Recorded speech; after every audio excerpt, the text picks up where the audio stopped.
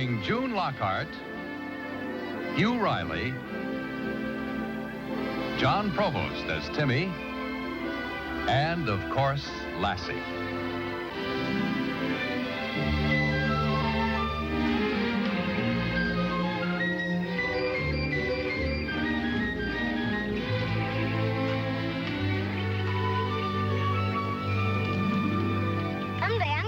Professional baseball player. Oh, Flip, are you really? Maybe with the New York Yankees. You know something, Willie? You better stick close to Lassie and me when we get to those woods over there. Why, Timmy? So we can protect you. There's nothing in the woods to be afraid of.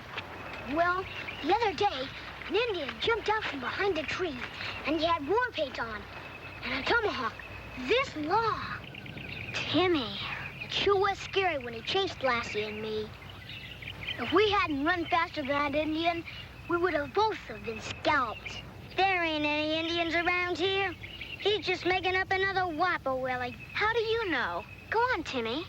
Well, we finally came to a cave, and Lassie and I hid in there till the Indian got on his pony and rode away. I don't believe a word of it. I believe it. You can carry my books, Timmy.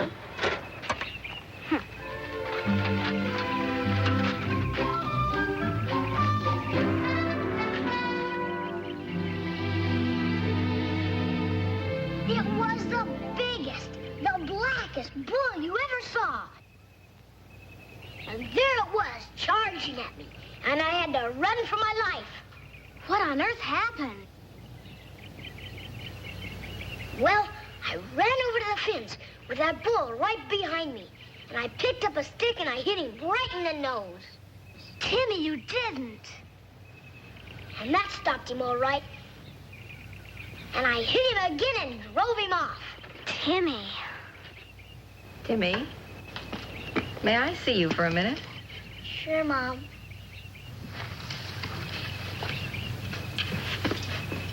He'll be right back. Timmy, you know that story about the bull isn't true. Well, it could have been if it had happened. But it didn't happen. Hello, it was a Willie. lie. Now, I don't want to have to correct you again. You go on outside. I want to talk to your father. Yes, sir.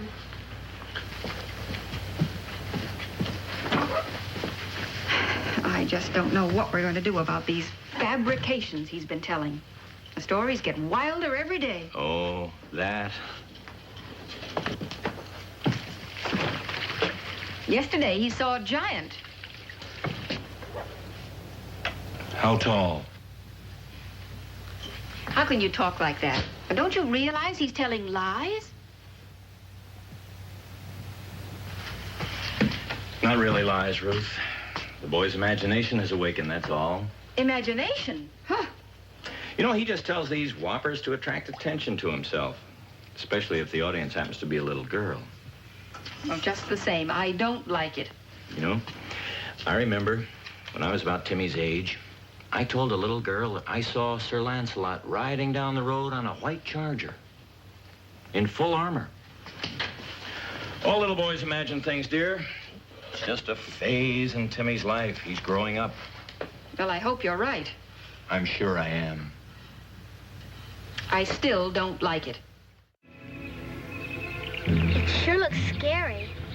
Looks just like a haunted house. Daddy said somebody moved into it 2 weeks ago. Probably a witch. There isn't any such thing as a witch. You would have thought so if you'd have been with me last night. What happened, Timmy? Well, the clock was about to strike 12, and I decided to get up and take a walk. Who ever heard of taking a walk at midnight? Go on, Timmy. Well, first I crawled through those weeds so nobody could see me. And there was a big puff of smoke out the door, and in the middle of it was a witch riding a broom. Oh, Timmy, don't tell anymore. I'm scared. It's just one of Timmy's whoppers. He wouldn't have the nerve to go into a witch's apple orchard, even in the daylight. He would, too, wouldn't you, Timmy? Of course. I dare you. Right now. Right now? And bring back an apple to prove it. Okay, I will. Timmy, maybe you better not. Oh, I'm not scared of an old witch. Come on, Lassie.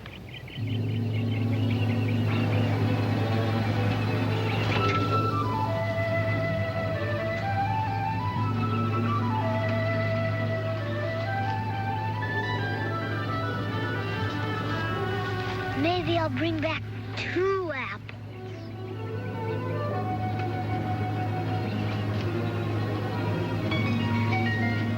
I wish he wasn't going. There isn't any such thing as a witch. I think.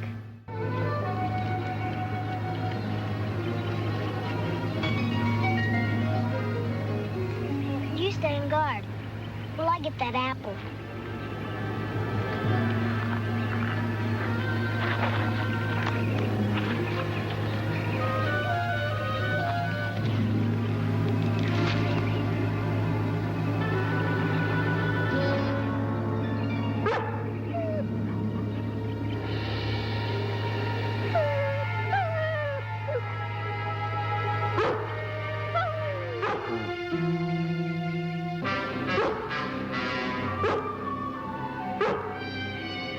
Easy there, doggy.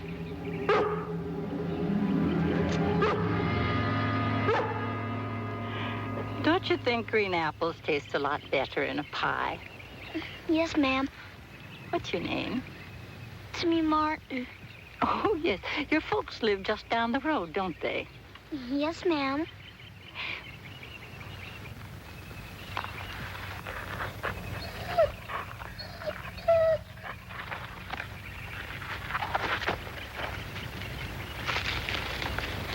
You know, it just occurs to me. I baked a green apple pie this morning. What about coming in and sampling it, I'd like that. Come along, Timmy.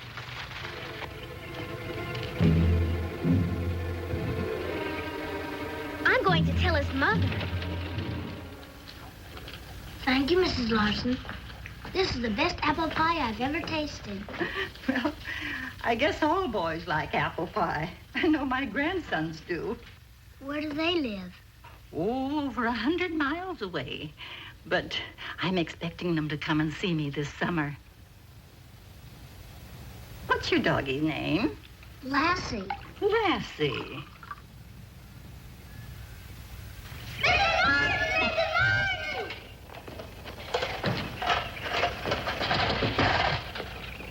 He didn't come back. We think he's a prisoner. Are you talking about Timmy? Yes'm. We think the witch got him. Maybe she's tied him up. Locked him in a closet. Oh, Mrs. Martin, it's awful. Now, wait a minute.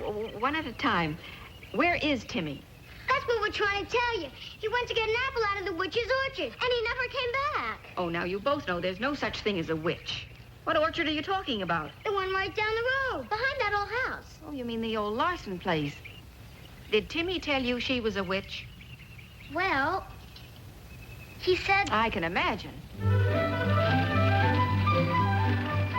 He did get an apple.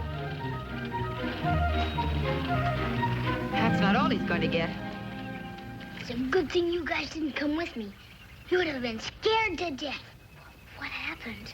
Well, there I was, sitting in an apple tree. And then I heard terrible screams. And then the door of the house opened. And then there was a big puff of smoke. Timmy, I want to talk to you in the house. Yes, Mom. I'll tell you the rest tomorrow.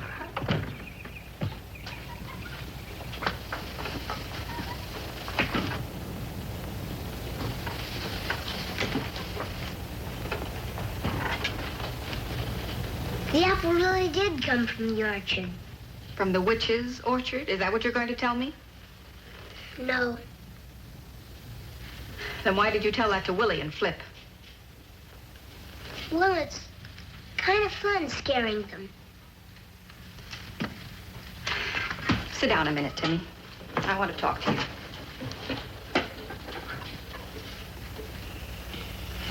Do you know what the word habit means? Not exactly. Well, let me try to explain it. A habit is a pattern of behavior. You do something over and over again, and you form a habit. You mean like doing my chores every morning? Yes. I understand. Well, when you do your chores right, you're forming a good habit. But when you tell lies, you're forming a very bad habit. Now, I want you to understand me. This habit that you've developed of telling these whoppers, as you call them, has got to be broken. And right now. Or else I shall have to ask your father to take a hand in it, and you know what that means. You know, Timmy, imagination is a wonderful thing when it's used in the right way. The way authors do in books. It can take you to another world, a world that exists only in somebody's mind. Yes, sir. Like Robinson Crusoe. Exactly. But when Daniel Defoe wrote Robinson Crusoe, he wasn't trying to hurt anybody, was he? No, sir. Now, suppose he'd used his imagination in another way and written a book saying that your friend Flip was a thief. But Flip isn't. No. And Mrs. Larson isn't a witch. And what's more, you and I know that there's no such thing as witches. That just came out of your imagination, didn't it? Yes, sir. Now, what would happen to your friend Flip if people went around saying that he was a thief just because they'd read it in a book? I guess they wouldn't like him. No. And they might even put him in jail, all because of somebody's imagination. That'd be terrible. Now, maybe people wouldn't believe that Mrs. Larson was a witch just because you said so. But after the story got handed down and folks added a little and changed it around a little, then people might start to think, well, there is something wrong with her after all. Imagination can do terrible things when it's not properly used, Timmy. Gosh, Dad, I never thought of it that way. And she's really very nice. And she has 2 grandsons. And they're coming to see her this summer. You mean you've talked to her? Uh-huh.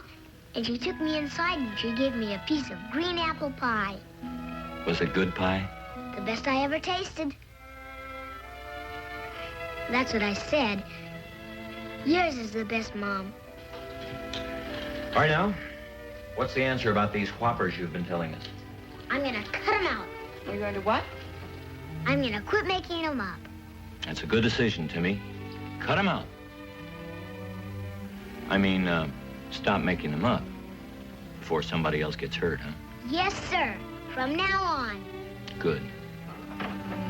I think we've got time for one game of checkers before bed. I'll get the board.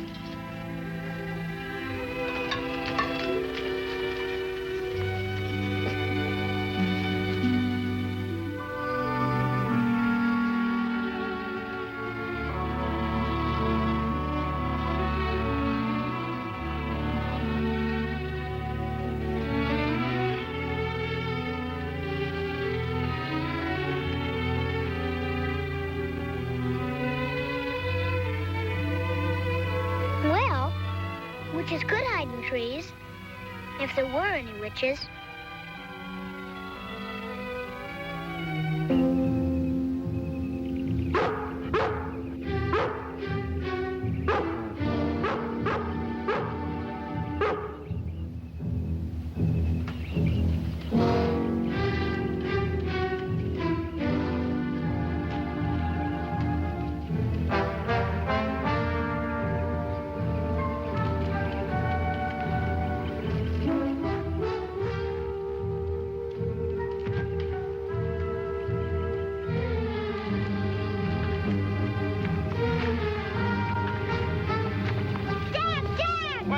You seem to be in a big hurry.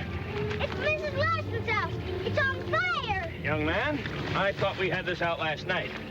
It's true, Dad. Well, I can see that I didn't make a very big impression on you. This isn't a Whopper, Dad. Honest it is. You've got to believe me. Very well. Tonight we'll have to handle it in a different way.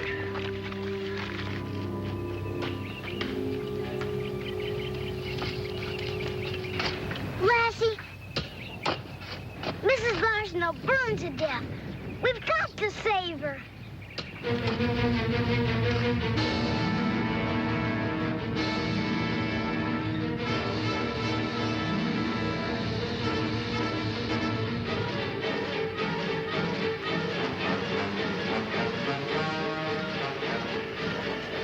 Larson! Mrs. Larson!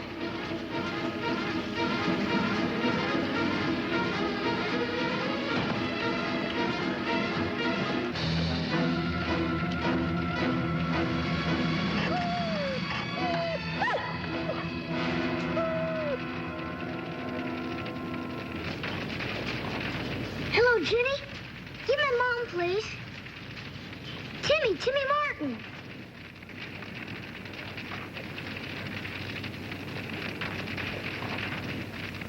Hello? Mom, Mrs. Larson's house. It's on fire. It is? Oh, well, then I'll call... Timmy, where are you now? Mrs. Larson's. Timmy Martin. But, Mom, this is true. The house is full of smoke and fire. Hello? Hello? Timmy?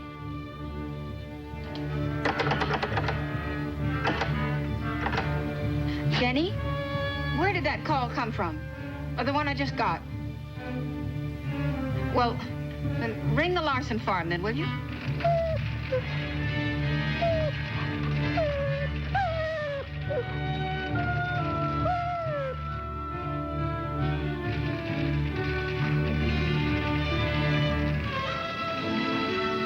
It's what? Off the hook? Oh. Oh, all right, thank you.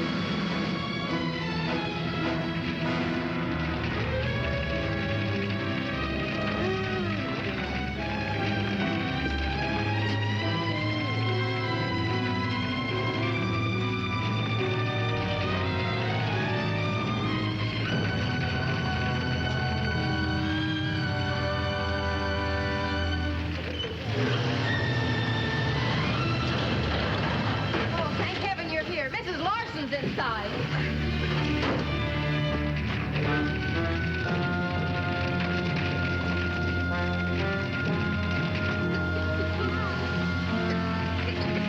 Mrs. Larson. That's all right, dear.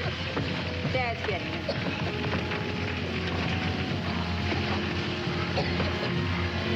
You all right, boy? Look after her, Ruth.